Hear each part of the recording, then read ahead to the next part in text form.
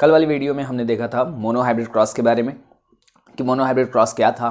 वहाँ पर हम लोग देखते थे कि एक कैरेक्टर को जब लेकर, एक कैरेक्टर को कंसिडर करके जब हम लोग कोई भी क्रॉस परफॉर्म कराते हैं तो उसको मोनो हाइब्रिड क्रॉस कहते हैं।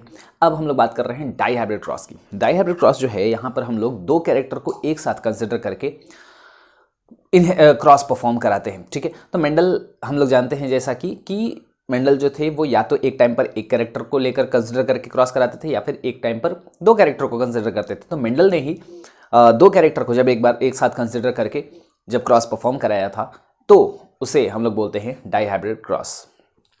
यहाँ हम लोग पहले डाई हाइब्रिड क्रॉस क्या होता है वो लिख लेते हैं।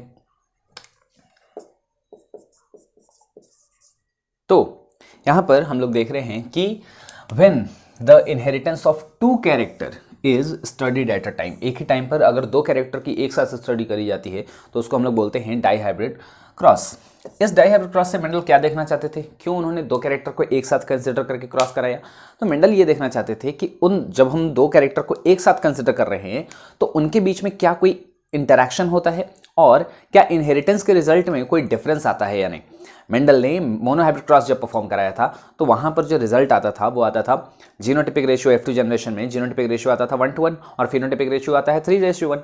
लेकिन अब मेंडल जो थे वो यही देखना चाहते थे कि क्या अगर दो कैरेक्टर को एक साथ कंसिडर किया जाए तो यहां पर रिजल्ट में कुछ डिफरेंस आता है या फिर नहीं। ठीक है, तो इन्होंने इस तरीके से दो दो कैरेक्टर को लेकर और क्रॉस परफॉर्म कराया था। अगर ऐसे दो दो कैरेक्टर को सभी में लेते चले जाते तो वहां पर टोटल 21 पॉसिबल क्रॉसेस बनते।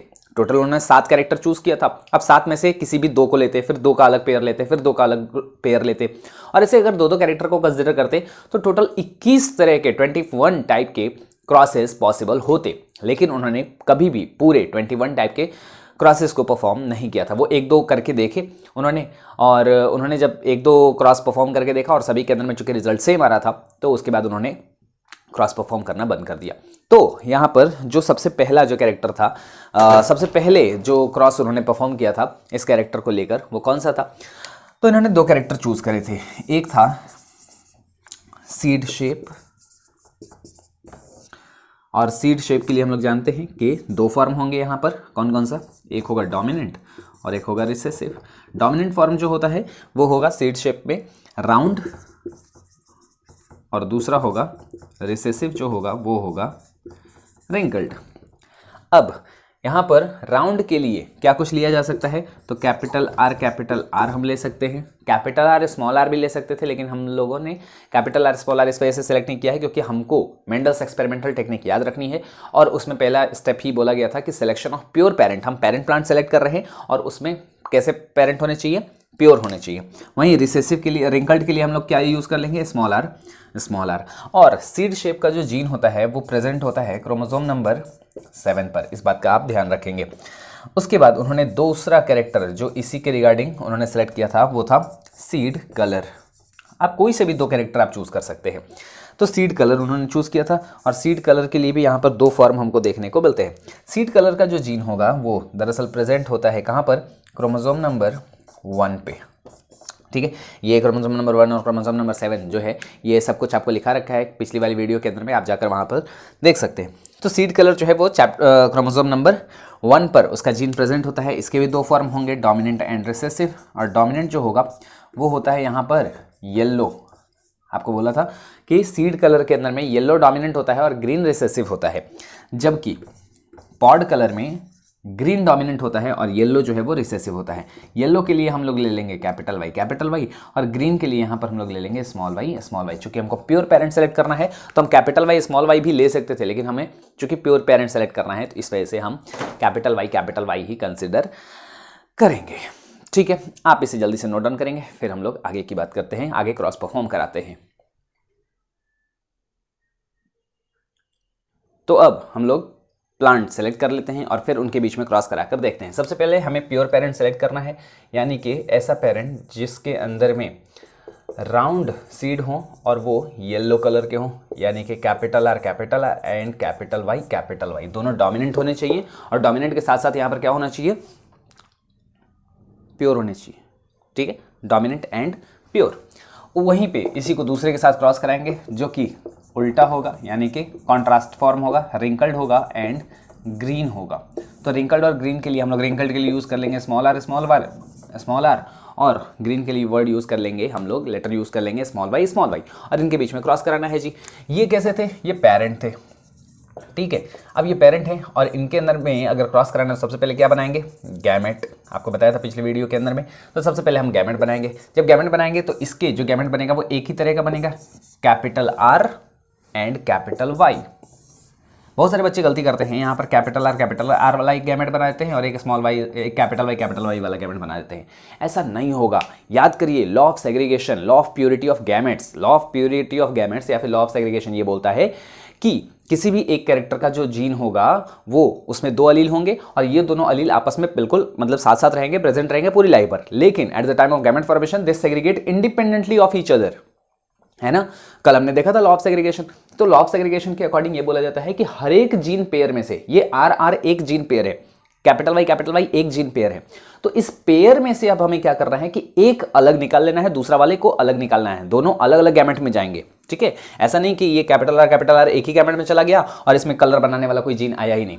यहाँ पर कैपिटल वाई तो एक अलग गैमेट में चला गया। अब ये गैमेट अगर किसी के साथ जाकर फ्यूज कर जाए तो अगली जनरेशन में क्या बनेगा? कलर वाला तो जीन है यहाँ पर, लेकिन उसका शेप कैसा बनेगा? इसके पास तो कोई इन्फॉर्मेशन है ही नहीं शेप के लिए। तो इस वजह से ऐसे गैमेट नहीं बनाते हैं।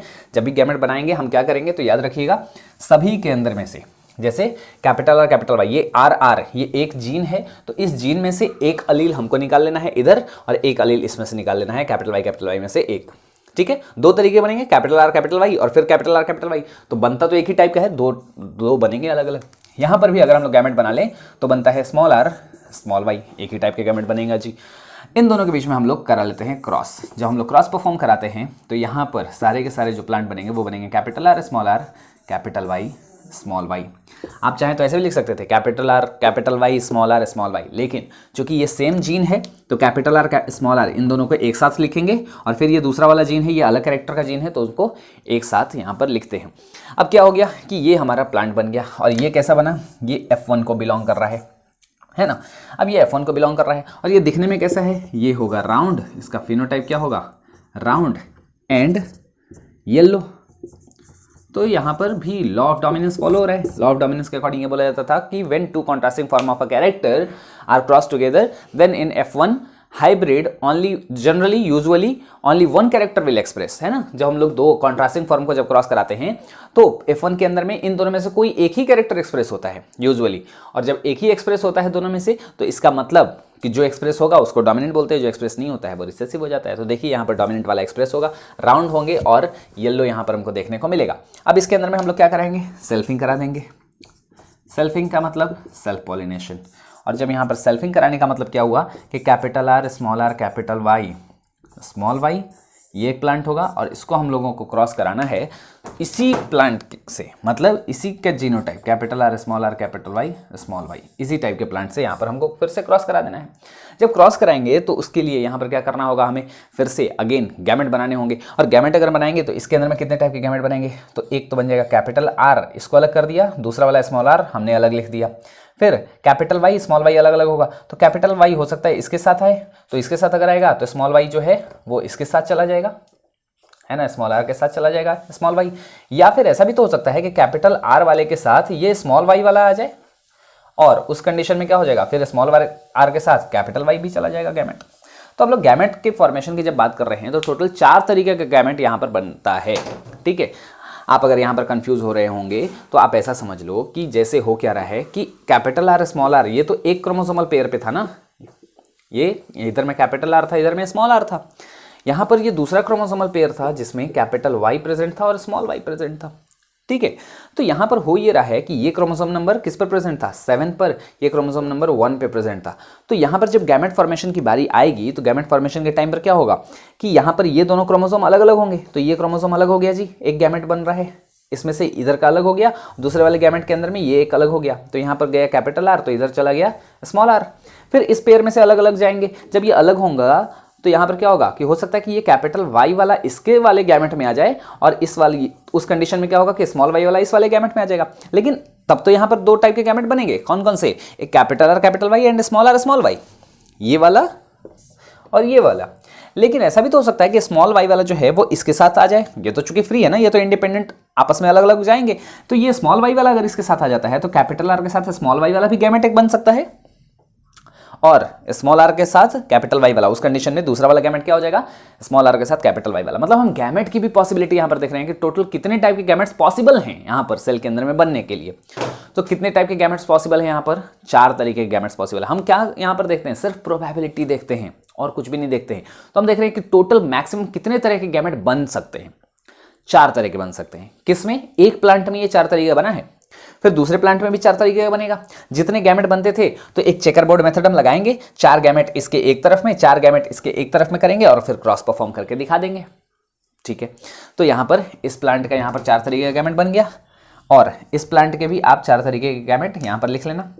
ये तो इस प्लांट का 4 गैमेट हो गया, यहां पर भी हो जाएगा कैपिटल आर कैपिटल वाई हो गया, स्मॉल आर स्मॉल वाई हो जाएगा, कैपिटल आर के साथ स्मॉल वाई हो जाएगा एंड स्मॉल आर के साथ कैपिटल वाई हो जाएगा। तो ये 4 तरीके के गैमेट जो हैं वो यहाँ पर बन जाते हैं। आप इसे भी जल्दी से नोट डाउन करेंगे। ये हम F2 की तैयारी कर रहे हैं। अब इन दोनों के बीच में जब क्रॉस कराएंगे चेकर बोर्ड मेथड लगाएंगे और फिर क्रॉस कराकर F2 जनरेशन निकाल लेंगे।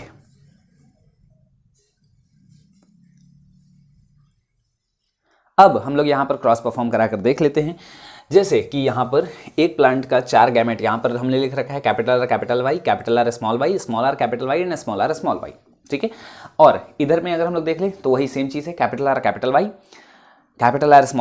Small R capital Y and small Y. ये चारों गैमेट हमने इधर भी लिख दिए। अब हम लोग क्रॉस यहाँ पर करा रहे हैं। जब क्रॉस करा रहे हैं तो यहाँ पर क्या आता है, एक चीज़ का आप ध्यान में रखेंगे यहाँ पर कि जो जीनोटाइप अब आएगा इसको भी याद करने का एक ट्रिक है। आपको पूरा का पूरा जीनोटाइप एक एक आप तो बैठ के बनाओगे नहीं एग्जाम के अंदर में, है ना। तो यहाँ पर क्या किया जाता है कि याद रखेंगे कि अगर गैमेट इसी ऑर्डर में अगर लिखे हुए हों, याद रखिएगा capital small capital and small, और इधर में भी उसी ऑर्डर में लिखना है, कैपिटल पहले capital R capital Y, capital small capital and small. अगर इसी ऑर्डर में अगर लिखा हुआ रहेगा तो यहाँ पर अगर आप जब क्रॉस परफॉर्म कराएंगे तो ये टेबल बनती है। इस टेबल के अंदर में इस डायगोनल पे चारों जो जीनोटाइप बनेंगे वो सेम बनेंगे। ठीक है, आप देख लें यहाँ पर रेड कलर से मैंने मार्क कर रखा है, capital R capital Y small Y. यहाँ पर आप इसको और इसको बीच में क्रॉस कराएंगे तो यहाँ पर ये वाला प्लांट बनेगा, तो capital R capital Y small Y. फिर यहाँ पर आप बनाएं तो capital R capital Y small Y, यहाँ भी बनेगा। यहाँ पर भी अगर देख लें तो capital R capital Y small Y, यहाँ बनेगा। और फिर यहाँ पर देख लें तो capital R capital Y small Y. ये वाले चारों जो हैं वो जीनोटाइप सेम तरह के बनते हैं। ठीक उसी तरीके से यहाँ पर इस वाले डायगोनल पे जो चारों बनेंगे वो चारों ही डिफरेंट बनेंगे। इस डायगोनल पे चारों ही डिफरेंट बनते हैं, एक ही बनते हैं और 4 ही बनते हैं, अलग अलग चारों होंगे। और इनके अंदर में भी आपको पैटर्न देखने को मिल जाएगा। अभी देखिए कैसे, इसमें कैपिटल चारों कैपिटल, इसमें पहले वाला दोनों कैपिटल आर कैपिटल वाई और दूसरे वाला दोनों स्मॉल वाई। इस वाले में small R capital Y and इसमें स्मॉल आर वाई, चारों स्मॉल। बात आ गई समझ में। तो इसमें पहले वाला पेयर और दूसरा वाला दोनों पेयर कैपिटल, इसमें पहला वाला पेयर डोमिनेंट, इसमें दूसरा वाला पेयर जो है वो रिसेसिव, इसमें पहला वाला रिसेसिव दूसरा वाला डोमिनेंट और इसमें दोनों ही रिसेसिव। और वो भी किस फॉर्म में होगा, लेकिन चारों ही कैसे हैं, बिल्कुल प्योर फॉर्म में है, होमोजाइगस कंडीशन में। इस डायगोनल पे चारों के चारों हेटेरोजाइगस थे, मतलब दोनों कैरेक्टर के लिए हेटेरोजाइगस था। कैपिटल आर स्मॉल आर ये भी हेटेरोजाइगस और कैपिटल वाई स्मॉल वाई ये भी हेटेरोजाइगस। यहाँ पर इन चारों पर चारों ही हेटेरोजाइगस थे, और इन चारों पर जो इस डायगोनल पे जो चारों होंगे वो चारों ही होमोजाइगस होंगे और चारों अलग अलग होंगे। यहाँ पर दोनों होमोजाइगस लेकिन डोमिनेंट, यहाँ पर डोमिनेंट रिसेसिव होमोजाइगस, यहाँ पर रिसेसिव एंड डोमिनेंट होमोजाइगस, और यहाँ पर रिसेसिव होमोजाइगस। बात आ गई होगी समझ में। अब यहाँ पर कुछ और भी जो डायगोनल बच गया है हम लोग उसकी बात कर लेते हैं। जैसे कि इस वाले डायगोनल पे जो दोनों होंगे वो सेम होंगे। ठीक है, इस वाले डायगोनल पे capital R capital Y small Y, यहाँ भी capital R capital Y small Y. Again इस वाले डायगोनल पे भी जो होंगे वो दोनों सेम होंगे। कौन से, capital R small Y and small R capital Y small Y and small R capital Y small Y. तो यहाँ पर भी इस वाले डायगोनल पर भी जो यहाँ पर ब्लैक कलर से दिखाया हुआ है वो दोनों भी यहाँ पर क्या होंगे कि सेम होते हैं। तो ये वाला भी दोनों सेम हो गए। अच्छा, उसके बाद अब कौन सा बच गया, यहाँ पर बच गया सभी डायगोनल पे, इस वाले डायगोनल पे दोनों सेम, इस वाले डायगोनल पे दोनों सेम होंगे, कैपिटल स्मॉल कैपिटल कैपिटल, यहाँ भी कैपिटल स्मॉल कैपिटल कैपिटल। इस वाले डायगोनल पे इसको छोड़ के, क्योंकि ये इस वाले डायगोनल को तो पहले ही हमने यहाँ पर इन्वेट कर दिया है, तो क्या होगा कि इस वाले डायगोनल पे ये वाला इसको छोड़ के फिर ये वाला, इस डायगोनल पे दोनों सेम। आता रही समझ में? फिर से ये वाला डायगोनल सेम, फिर से ये वाला डायगोनल सेम, तो ये वाला डायगोनल में ये दोनों ये सेम, फिर इसको छोड़ के यहाँ पर ये सेम, और फिर इस वाले डायगोनल पे सेम। मतलब इधर से सभी डायगोनल पे वो सेम सेम होंगे। एक जीनोटाइप, दूसरी टाइप का जीनोटाइप, तीसरा जीनोटाइप, चौथा जीनोटाइप, पांचवा जीनोटाइप, 5 तरह के जीनोटाइप इधर बन गए और 4 इधर, 6 7 8 9, टोटल 9 तरह के जीनोटाइप हमको इसमें देखने को मिलते हैं। इस वाले डायगोनल पे जो चारों होंगे उन चारों का जीनोटाइप सेम होगा, इस वाले डायगोनल पे दोनों का जीनोटाइप सेम होगा, इसमें सेम होगा, इसमें सेम होगा, इसमें सेम होगा। तो टोटल कितने टाइप के जीनोटाइप हो गए? तो 1 2 3 4 5, और ये चारों ही अलग हैं एक दूसरे से, 6 7 8 9। तो यहाँ पर 9 तरह के जीनोटाइप हमको देखने मिलते हैं, और यहाँ पर जो कि आपको चार्ट में नजर आ रहा होगा। बहुत ही सिंपल है, ठीक है। आपको बस जो गैमेट लिखने हैं वो इसी ऑर्डर में लिखने हैं, आप इस बात का ध्यान रखेंगे। और फिर यहाँ पर कैपिटल आर, इस वाले डायगोनल को पहले आप भर लेंगे, चारों सेम है, capital small capital small capital small capital small चारों में। यहाँ पर फिर इस डायगोनल को भर लेंगे, और फिर यहाँ पर सारे के सारे डायगोनल को यहाँ पर हम लोग भरते चले जाएंगे। बात आ गई होगी समझ में। अब हम लोग यहाँ पर लिख लेते हैं इसका जीनोटाइप। जीनोटाइप की जब हम लोग बात करते हैं कि कितने कितने तरह का जीनोटाइप अब बना है, वैसे टोटल 9 तरह के जीनोटाइप बने हैं, हमें पता है, हम जान चुके हैं। तो यहाँ पर अब हम लोग फिलहाल उसके लिए लिख भी लेते हैं, जैसे कैपिटल आर कैपिटल वाई बना, फिर यहाँ पर बना है capital R capital Y small Y बना, फिर बना capital small capital small capital, और ये बनता है 1। तो ये जीनोटाइप जो है ये हमारा कंप्लीट हो जाता है, 1 2 2 4 1 2 1 2 1, ठीक है। तो ये हो जाता है हमारा टोटल जीनोटाइपिक रेशियो। आप मिला लेंगे और बिल्कुल ये इस तरीके का जीनोटाइपिक रेशियो हमको देखने को मिलता है, 12 24 12 12 1। आप इस तरीके से याद रख लेंगे, काफ़ी आसान हो जाता है जीनोटाइप, 12 24 12 12 1, ठीक है। तो ये आ जाता है हमारा genotypic ratio of monohybrid cross. अब यहाँ पर अगर हम लोग देखें कि इसमें से राउंड और रिंकल्ड और यहाँ पर मतलब फिनोटाइप जो है वो कितने कितने तरह के बने हैं, तो फिनोटाइप की अगर बात कर लें कि फिनोटाइप कौन कौन से टाइप का बनेगा और कितने कितने बनेंगे, तो ये वाला जो प्लांट है ये कैसा होगा। अब हम लोग यहाँ पर फिनोटाइप देख लेते हैं। तो फिनोटाइप देखने के लिए हमको क्या कुछ चाहिए होगा, आप ध्यान से सुनना, ये हम लोग बात कर रहे हैं अब फिनोटाइप की। फिनोटाइप के अंदर में हमको क्या क्या देखना होगा। फिनोटाइप देखना है तो एक तो बना होगा जैसे कैपिटल आर फिर dash and capital Y dash. ध्यान से समझिएगा, यहाँ पर हम लोग फिनोटाइप की बात कर रहे हैं। फिनोटाइप के अंदर में राउंड और येलो अगर है, अगर हमको राउंड और येलो देखना है कि राउंड और येलो कितने बने हैं, तो राउंड और येलो इसमें से कौन कौन से होंगे, तो हमको क्या क्या देखना पड़ेगा, हमें सभी नहीं देखना। हमें अगर राउंड देखना है तो हम देखेंगे कि पहला वाला एक कैपिटल आर कम से कम होना चाहिए। अगर कम से कम एक कैपिटल आर है तो वो राउंड होगा। उसके आगे वाला यहाँ पर कैपिटल आर रहे चाहे कि स्मॉल आर रहे, ये तो प्लांट कैसा हो जाएगा, अब उसके अंदर में सीड कैसे हो जाएंगे, राउंड ही हो जाएंगे। तो अगर हमको राउंड देखना है तो हमको कम से कम एक कैपिटल आर देखना है, बस। आगे हम डैश लगा देते हैं क्योंकि यहाँ पर कैपिटल आर हो चाहे कि स्मॉल आर हो, बातें की है। फिर कैपिटल वाई डैश यानी कि राउंड एंड येलो, इसकी वजह से आ जाएगा। हम लोग गिन लेते हैं, फिर उसी तरीके से यहाँ पर हम लोग गिन के लिख लेंगे। फिर हम लोग देख लेते हैं राउंड एंड रिंकल्ड के लिए capital R dash small Y, क्योंकि रिंकल्ड के लिए हमेशा स्मॉल वाई यही होगा। फिर यहाँ पर हम लोग देख लें small R capital Y dash wrinkled yellow and small R small Y. तो यहाँ पर 4 तरह के हमको जीनोटाइप देखने मिलते हैं। राउंड येलो हमें देखने मिलेगा, हमें मिलेगा देखने को राउंड ग्रीन, कि राउंड सीड हो एंड ग्रीन हो। फिर रिंकल्ड के साथ येलो भी देखने मिल रहा है हमें, रिंकल्ड एंड येलो। और यहां पर देखने मिलेगा रिंकल्ड के साथ ग्रीन, ठीक है जी। चलिए, अगर वैसे समझ में नहीं आता है तो हम लोग सिंपल लिखते चलेंगे और हम लोग रिवर्स तरीके से भी इसको सॉल्व कर सकते हैं। कैसे, तो यहाँ पर जैसे कि ये प्लांट कैसा होगा, राउंड येलो होगा। ये प्लांट कैसा होगा, राउंड येलो होगा। ये कैसा होगा, राउंड येलो होगा। ये कैसा होगा, राउंड येलो होगा। ये कैसा होगा, ये राउंड येलो नहीं होगा, राउंड ग्रीन होगा। ये राउंड ग्रीन होगा। ये कैसा होगा, रिंकल्ड येलो होगा। ये रिंकल्ड येलो होगा और ये रिंकल्ड ग्रीन होगा। मतलब राउंड येलो सिर्फ कितने हैं, round yellow round yellow round yellow round yellow, यहाँ तक। मतलब 1 2 3 और 2 5 और 4 9, राउंड येलो कितने बने, 9। और कौन से प्लांट हमको देखने को मिल रहा है, तो यहाँ मिल रहा है देखने को राउंड ग्रीन, राउंड ग्रीन, ये राउंड ग्रीन नहीं है, ये राउंड ग्रीन नहीं है, ये भी राउंड ग्रीन नहीं है, तो राउंड एंड ग्रीन हमको मिल रहा है देखने को 1 और 2 3। फिर हमको देखने मिल रहा है, यहाँ पर देख लेते हैं, ये रिंकल्ड येलो, यहाँ पर रिंकल्ड येलो, तो रिंकल्ड और येलो हमको देखने को मिल रहा है कितना, 1 और 2 3। और ये अकेला रिंकल्ड के साथ ग्रीन, ये कितना देखने को मिल रहा है, 1। आप देख लो यहाँ पर जैसे कि रिंकल्ड और येलो है, तो रिंकल्ड और येलो के लिए हमको कैसा देखने को मिलेगा, स्मॉल आर है दोनों में, स्मॉल आर, और कैपिटल वाई एक है कम से कम, यहाँ पर एक कैपिटल वाई है, यहाँ पर एक कैपिटल वाई के साथ स्मॉल वाई है, तो एक कैपिटल वाई से फर्क पड़ता है ना, दूसरा वाला चाहे कैपिटल वाई रहे चाहे स्मॉल वाई रहे, कोई फर्क नहीं पड़ेगा। तो रिंकल्ड येलो में इसी वजह से हमने लिखा है स्मॉल आर कैपिटल वाई फिर डैश कर दिया है, तो आपको समझ में आ रहा होगा कि यहाँ पर कि क्या हो रहा है, यहाँ पे रिंकल्ड के साथ येलो जब भी हमको लाना होगा तो स्मॉल आर कैपिटल वाई के साथ यहाँ पर एक आगे हम लोग छोड़ देते हैं, तो 9331 ये हो जाता है हमारा फिनोटिपिक रेशियो। तो जीनोटिपिक रेशियो आ जाएगा 1224 121 और फिनोटिपिक रेशियो यहाँ पर आ जाता है 9331।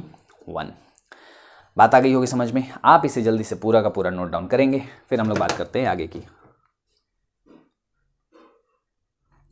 तो मेंडल यहाँ पर देखना क्या चाहते थे डायहाइब्रिड क्रॉस परफॉर्म करके, वो ये देखना चाहते थे कि क्या जब दो कैरेक्टर को एक साथ कंसिडर किया जा रहा है तो उनके रिजल्ट में क्या कुछ डिफरेंस आ रहा है, क्या वो आपस में इंटरैक्ट कर लेते हैं और कुछ और ही रिजल्ट आता है कि वो सेम रिजल्ट आता है। तो यहाँ पर रिजल्ट सेम आया या डिफरेंट आया, सेम आया।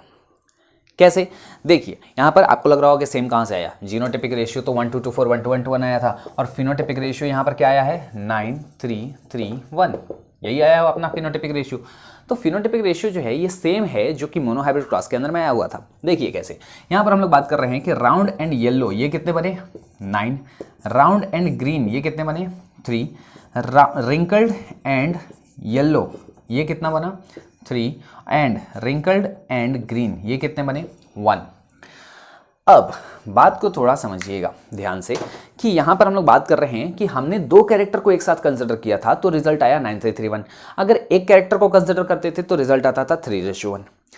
अब समझना कि अगर हमने जब मोनोहाइब्रिड क्रॉस परफॉर्म कराया था, मतलब कि अगर हमने जब क्रॉस परफॉर्म कराया था जब एक कैरेक्टर को कंसिडर करके सिर्फ प्लांट की हाइट, तो आप सोच के बताना कि क्या प्लांट की हाइट को जब हमने कंसिडर किया और जब क्रॉस परफॉर्म कराया तो अगली जनरेशन में क्या सिर्फ प्लांट के हाइट वाला कैरेक्टर ट्रांसफर हुआ होगा कि सारे कैरेक्टर ट्रांसफर हुए होंगे, सारे कैरेक्टर ट्रांसफर हुए होंगे, सिर्फ प्लांट की हाइट वाला तो कैरेक्टर ट्रांसफर नहीं हुआ होगा। हमने कंसीडर सिर्फ किया था प्लांट की हाइट को कि हम सिर्फ देखेंगे कि उसमें प्लांट की हाइट वाला जो कैरेक्टर है वो किस तरीके से ट्रांसफर हो रहा है, बाकी के कैरेक्टर से हमें कोई लेना देना नहीं था कि वो कैसे ट्रांसफर हो रहा है, लेकिन हुआ तो सारा होगा।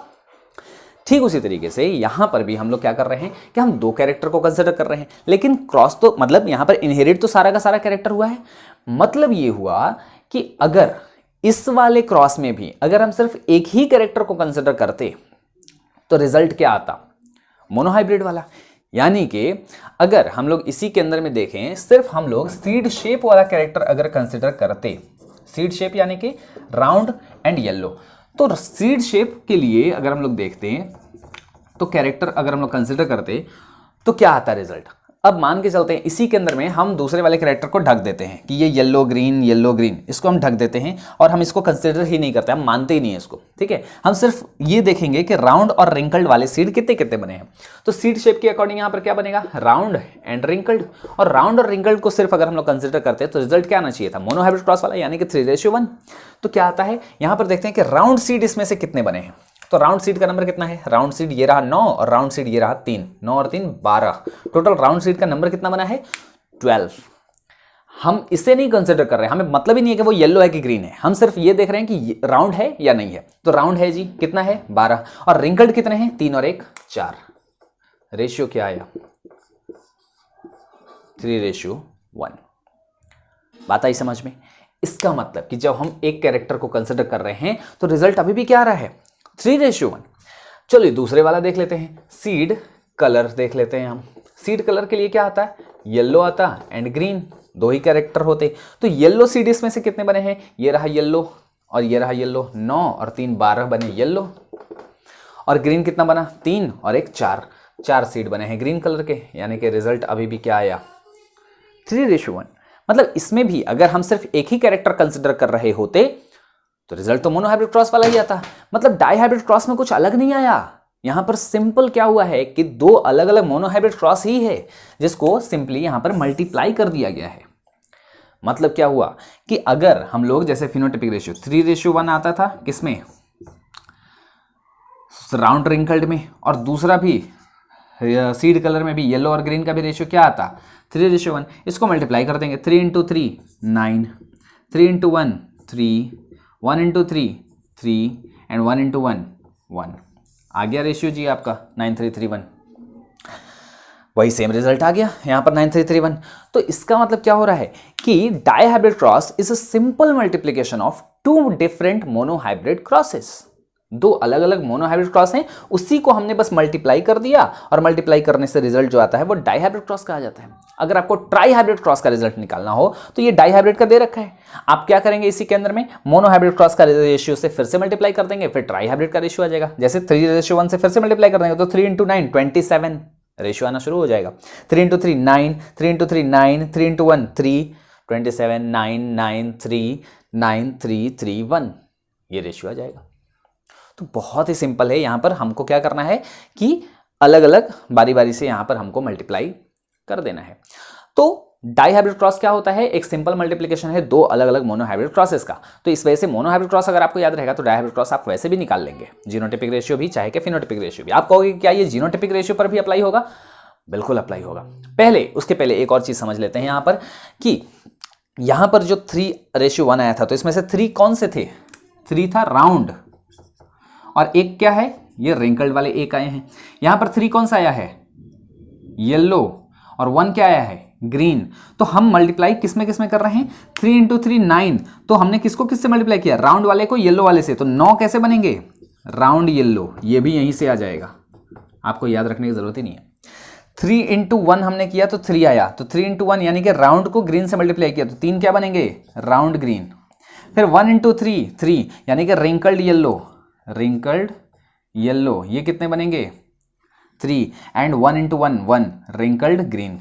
तो रिंकल्ड ग्रीन जो है वो बना 1। सिंपल है। मतलब हमें क्या करना है कि जिसको जिससे मल्टीप्लाई कर रहे हैं बस उसको यहां पर क्रॉस करा के यहां पे लिख देंगे। जीनोटिपिक रेशियो भी ऐसे ही आ जाएगा, फिनोटिपिक रेशियो तो आ ही गया है, जीनोटिपिक रेशियो भी अगर आप मल्टीप्लाई करेंगे तो सेम तरीके से यहां पर आता है। बात आ गई होगी समझ में? आप इसे लिखेंगे, फिर हम लोग अभी जीनोटिपिक रेशियो भी करके देख लेते हैं कि ऐसा ही आता है कि नहीं आता। जीनोटिपिक रेशियो में भी हम लोग सेम चीज़ अप्लाई करके देख लेते हैं कि वो रेशियो सेम आता है कि नहीं। तो यहाँ पर आता है 1:1 जीनोटिपिक रेशियो आता था। मोनोहाइब्रिड क्रॉस के अंदर में F2 जनरेशन का जीनोटिपिक रेशियो जो है वो 1:1 आता है।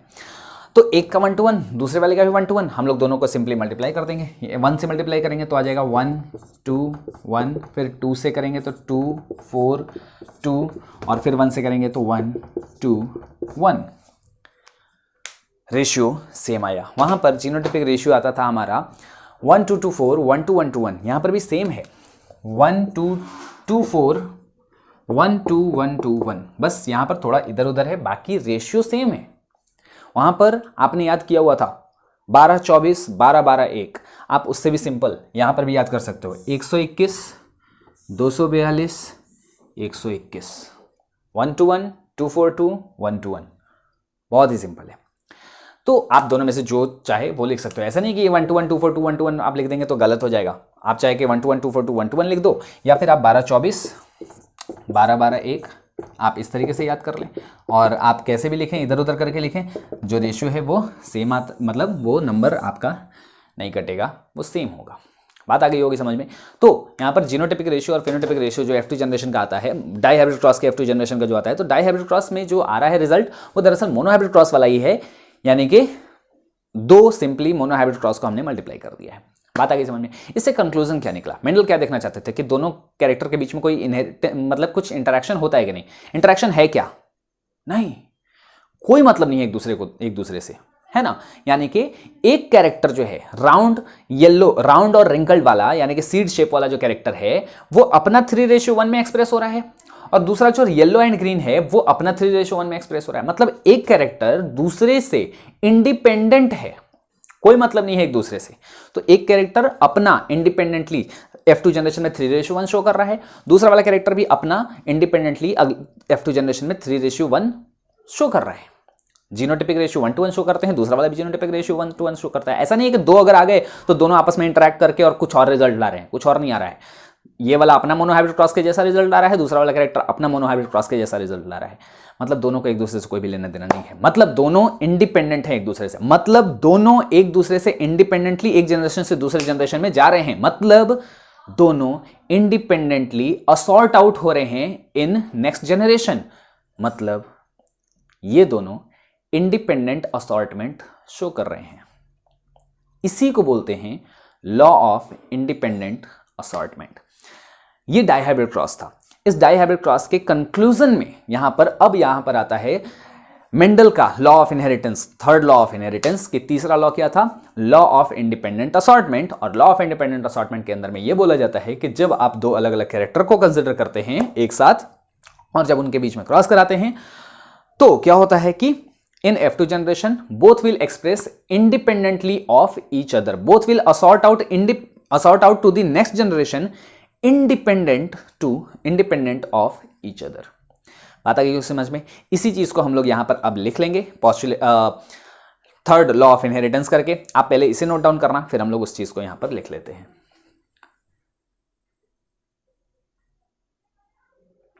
तो यहां पर वही चीज को हम लोग यहां पर लिख लेते हैं। Conclusion of dihybrid cross, third law of inheritance, इससे कंक्लूजन निकलता है जो कि थर्ड लॉ ऑफ इनहेरिटेंस जिसको हम लोग बोलते हैं लॉ ऑफ इंडिपेंडेंट असॉर्टमेंट। और लॉ ऑफ इंडिपेंडेंट असॉर्टमेंट क्या है, आप याद रखेंगे कि व्हेन द इनहेरिटेंस ऑफ 2 और मोर character is studied simultaneously, when the inheritance of 2 और मोर कैरेक्टर, 2 या 2 से ज्यादा कैरेक्टर की अगर स्टडी करी जाती है simultaneously, then each character will assort out का मतलब ट्रांसफर होना, each character will assort out independently, अगली जनरेशन में ट्रांसफर होंगे कैसे, independently to the next generation in monohybrid pattern. वो कैसे अगली जनरेशन में ट्रांसफर होंगे, मोनोहाइब्रिड पैटर्न में। मोनोहाइब्रिड पैटर्न कहने का मतलब क्या कि यहां पर जैसे कि मोनोहाइब्रिड क्रॉस में जो रिजल्ट आता था वही सेम रिजल्ट जो है वो यहां पर भी आपको देखने को मिलेगा।